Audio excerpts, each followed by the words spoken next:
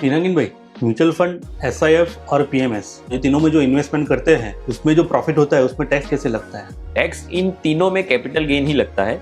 Short term capital gain 20% है और long term capital gain 12.5% है। लेकिन एसआईएफ और म्यूचुअल फंड के पास एक स्पेशल एडवांटेज है। यहाँ पे पोर्टफोलियो लेवल पे आपके ट्रांजेक्शन नहीं होते हैं, तो आपको जो कैपिटल गेन है वो जिस दिन आपने एसआईएफ या म्यूचुअल फंड में इन्वेस्ट किया और जिस दिन एग्जिट किया, सपोज आपने आज इन्वेस्ट किया और 10 साल के बाद एग्जिट किया, तो 10 साल के बाद आपको लॉन्ग टर्म कैपिटल गेन भरना है 12.5%। वही चीज आप पीएमएस में 5 साल या 10 साल इन्वेस्टमेंट रखते हो, तो हर साल फंड मैनेजर जितना भी प्रॉफिट करता है, वो शॉर्ट टर्म हो या लॉन्ग टर्म हो, तो उसी साल में आपको टैक्स भर देना पड़ेगा।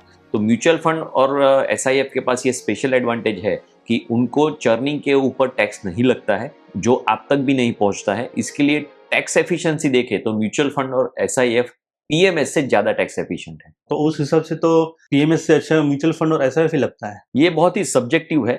टैक्स के स्ट्रक्चर से या एक्सपेंस स्ट्रक्चर से भी आप देखेंगे तो म्यूचुअल फंड और एसआईएफ, उनका खर्च भी थोड़ा कम होता है। उसके सामने पीएमएस जो होता है उसमें एक्सपेंस रेशियो भी थोड़ा ज्यादा होता है। रिटर्न बहुत ही सब्जेक्टिव है। आप कौन से टाइप के म्यूचुअल फंड में या पीएमएस में इन्वेस्ट करते हो उसके हिसाब से आपका एक्सपीरियंस होगा।